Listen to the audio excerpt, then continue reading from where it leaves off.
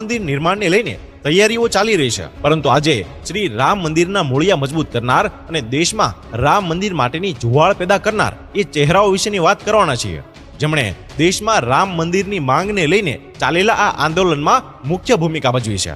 આવા નેતાઓમાં લાલકૃષ્ણ અડવાણી, મુરલી મનોહર જોશી, ઉમા ભારતી, કલ્યાણસિંહ, વિનય કટિયાર, સાધ્વી ઋતંભરા, પ્રવીણ તોગડિયા અને વિષ્ણુ હરિ દાલમિયા જેવા પ્રમુખ નામો સામેલ છે. તો શરૂઆત કરીએ સૌથી પહેલું નામ અશોક સિંઘલથી. મંદિર નિર્માણ આંદોલન ચલાવવા માટે જન સમર્થન ઊભું કરવા અશોક સિંઘલની મુખ્ય ભૂમિકા રહી છે. ઘણા લોકોની નજરમાં તેઓ આંદોલનના ચીફ આર્કિટેક્ટ પણ હતા. તેઓ 2011 સુધી વીએચપીના અધ્યક્ષ રહ્યા છે અને ત્યારબાદ સ્વાસ્થ્ય કારણોસર તેમણે રાજીનામું આપી દીધું હતું અને 17 નવેમ્બર 2015ના રોજ તેમનું નિધન થયું હતું. અને બીજું નામ છે લાલકૃષ્ણ અડવાણી. ભાજપના વરિષ્ઠ નેતા અને દેશના નાયબ વડાપ્રધાન રહી ચૂકેલા લાલકૃષ્ણ અડવાણીએ આ આંદોલનને લોકો સુધી લઈ જવા માટે સૌથી મોટી ભૂમિકા ભજવી હતી. લાલકૃષ્ણ અડવાણીએ સોમનાથથી અયોધ્યા સુધીની રથયાત્રા શરૂ કરી હતી અને આ રથયાત્રા એટલી પ્રભાવિત હતી કે જ્યાં યાત્રા જાય ત્યાં લોકો મંદિરની ઘંટડી અને થાળી વગાડીને રથનું સ્વાગત કરતા હતા.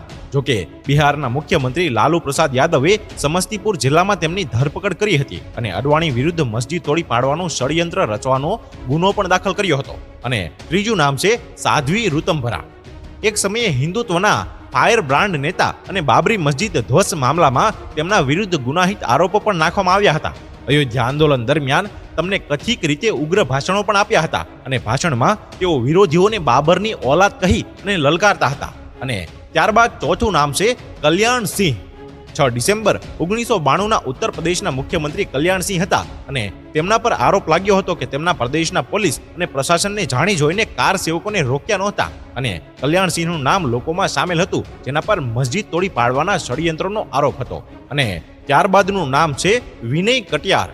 રામ મંદિર આંદોલન માટે 1984માં જ્યારે બજરંગ દળનું સંગઠન થયું હતું અને પહેલા અધ્યક્ષ તરીકે જવાબદારી વિનય કટિયારને સોંપવામાં આવી હતી અને બજરંગ દળ કાર્યકર્તાઓએ શ્રી રામ જન્મભૂમિ આંદોલનને આક્રમક બનાવ્યું હતું. ત્યારબાદ ભાજપના રાષ્ટ્રીય મહાસચિવ બન્યા અને અયોધ્યા લોકસભા સીટથી 3 વખત સાંસદ પણ ચૂંટાયા. અને ત્યારબાદ છે મુરલી મનોહર જોશી.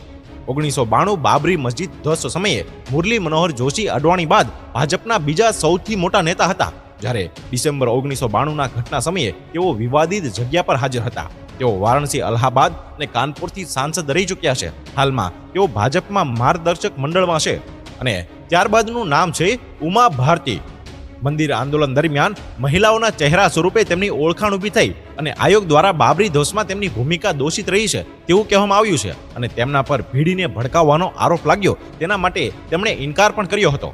અને ઉમા ભારતી કેન્દ્રની અટલ બિહારી વાજપેયી અને નરેન્દ્ર મોદી સરકારમાં મંત્રી રહ્યા હતા. અને ત્યારબાદનું નામ છે પ્રવીણ તોગડિયા. વિશ્વ હિન્દુ પરિષદના બીજા નેતા પ્રવીણ તોગડિયા રામ મંદિર આંદોલન વખતે ખૂબ જ સક્રિય હતા. અશોક સિંઘલ બાદ વિશ્વ હિન્દુ પરિષદની કમાન તેમને સોંપવામાં આવી હતી. જોકે હાલમાં જ વિશ્વ હિન્દુ પરિષદથી અલગ થઈને તેમણે આંતરરાષ્ટ્રીય હિન્દુ પરિષદ નામનું સંગઠન બનાવ્યું છે.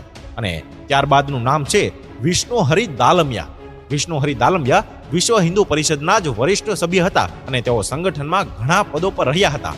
તેઓ બાબરી મસ્જિદ પાડવાના સહઅભિયુક્ત હતા અને 16 જાન્યુઆરી 2019ના દિલ્હીમાં સ્થિત તેમના નિવાસ સ્થાને તેમનું નિધન થયું હતું.